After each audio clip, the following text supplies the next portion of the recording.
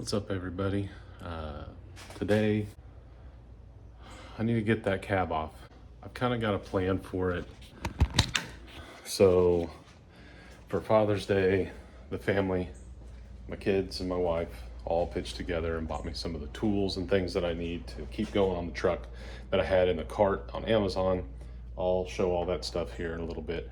But the plan is to get the cab ready to get lifted off. I think what I'm going to do is give it a shot, try and see how much weight the rafters will support.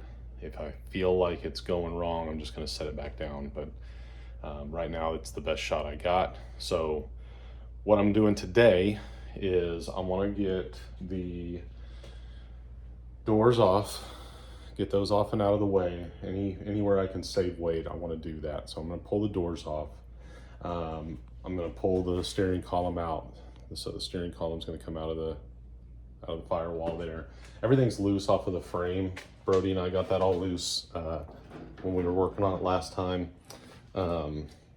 So we'll get that steering column out, get the doors off, clean everything out of the cab. I got just stuff stored in there for right now. But the idea is to get this as light as we can, so that we're not trying to support, an extra 400 pounds of doors and 20 pounds of steering column, all that. So yeah, that's what I'm doing today.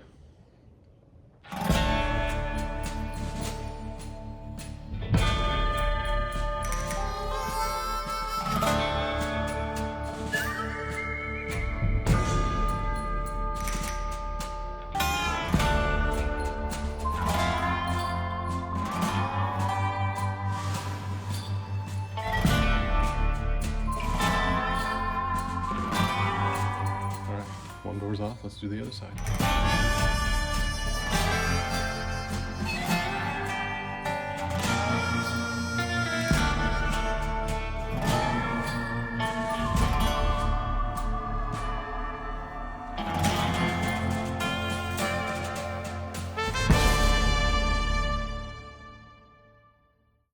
All right, got both the doors off. Never worked on one of these before. Didn't know. These upper hinges. Door has to be off to get those out. Bottom ones came right out. They were kind of seized up in the bottoms of the doors. So that first one on the passenger side, I loosened the bolts up here in the straps on both the upper and lower, thinking that door would just slide out. And those lowers are like, not seized in there, but they're kind of bound in there. I don't know if they like tack weld them in the factory or what, but it didn't want to come off. So this side I just did a little different. I loosened up the hinges from the body, thinking that the top would just slide right out like the bottom, but the top has the retainer spring in it that holds the door open when you flip the door open. And that little bit of difference made it so it had to like twist a certain way to get out. So I ended up having to loosen the straps up on the door side itself to get the door off, and then that upper hinge came out. Now start working on the steering column. I gotta pull the steering wheel. I don't have a steering wheel puller, so I'm hoping that a little hammer persuasion will get it off. Gotta pull the shifter and the turn signal off. And then once that's out, everything just slides out of the front of the firewall on it. Newer cars, they disconnect down here, and then you pull the steering column up through the cab. But on these particular trucks, it comes out through the firewall. So,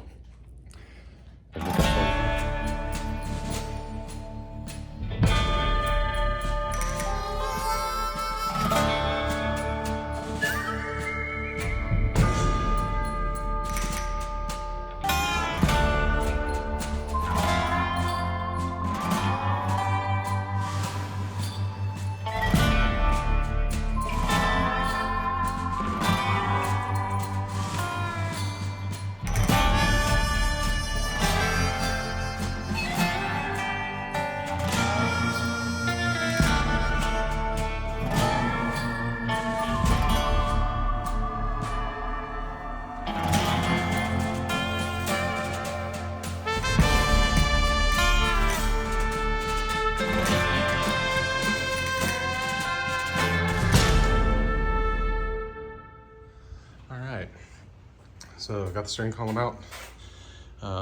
You can see just how much rot is in this truck. I mean, this thing is rotted. This is all, floor's all rotted out. Crossbars are all rotted out. The cowl, part of the firewall, the upper cowl. Upper cowl's not terrible. There's a couple little rust spots in there. That's all repairable. I'll end up replacing the entire floor, all the crossbars. I haven't decided yet if I'm gonna, you can buy repop crossbars and floor and all that. It's kind of expensive. So I haven't decided yet if I wanna just buy it, make everything easy and just buy the stuff already made, spend the money, or if I wanna design and build it all myself out of metal. But that's all later. Right now, I'm just trying to get this off and out of the way so I can work on the frame. One thing cool I wanted to show y'all, y'all ever buy these master bit sets from like Harbor Freight or even Snap-on Tools, anywhere like that? It's got 10 zillion bits in it, and you're looking through it and you're like, man, what are these bits even for? Never even seen these. So these here are one of those bits. Let me see if I can get it to focus. I don't know if you can see that. Kind of looks like a bow tie. So these are called clutch bits, clutch fastener bits. Never seen them before in my life, never knew anything about them. Then I bought this truck, started learning up on it, and this truck is full of this style of fastener screw with that weird bow tie in it. They're called clutch bits. They were designed, I don't know, 40s or 50s. Somebody designed them as a better alternative to like a Phillips or a flathead. They used flatheads a lot back then. You see them everywhere. I dealt with one when I was taking out the steering column. There was one for the ground on the horn, right here. Couldn't get it out. Flatheads are just known for the, you know, the bit popping out when you're trying to use it, trying to get the fastener out. So anyway, somebody designed these. They got a long tapered head on them. They're real deep. Lots of contact there was the idea. That bit would fit right down in there and contact it on multiple sides. It wouldn't walk out when you're using it because it's not tapered like a Phillips, or it's not shallow like a flathead. So the idea was give more surface to bite into, more of a solid grip. This was kind of just an idea to make things a little bit easier for somebody to work on. Didn't last for very long. I don't think they used them for very many years. But yeah, that's what that little bit is. Always seen them in there, never knew what they were until I bought this truck. So thought that was kind of cool. Anyways, steering column's out. Doors off. Cab is completely loose now. Ready to come off. I think that's all I'm gonna do for today. Just wanted to get it to this condition so that I can either be ready to pull it with this rafter or move everything over to the other shop and use the two-car garage and use the rafters over there. Those rafters are a little more solid than this side, but they are higher. So not sure if I need the height. Looks like maybe I will need the height. But honestly, I only need to get this cab up, what? Maybe a foot and a half to get it off. Anyway, I got done what I wanted to get done on it today. I'm gonna start working on the other items that I got. I got the parts and stuff that I know I need on this, on the welder. Once I get those put in, I'll be able to put everything back together and just try it, see if it even turns on. I don't even know if it turns on. But I got my torch liner in here. In here I got the new rheostat for the main control board. I got the little resistors or whatever you call these. Also got another box of goodies here. Let's see if I can pull this out. This is magnets, whole variety of sizes to help hold the metal for the frame while I'm welding it up. This is a spool of wire for that welder. I already have wire in the 110. I just needed the 030 for that welder. Clecos, Got me a Cleco tool. This is for doing sheet metal. And then the last thing is chain hoist. Got a chain hoist to hang over the rafters, either in here or in the other garage, to pull the cab off. I got one more thing. It hadn't shown up yet, or set of things. Got some 14-inch cutoff discs for my cutoff saw.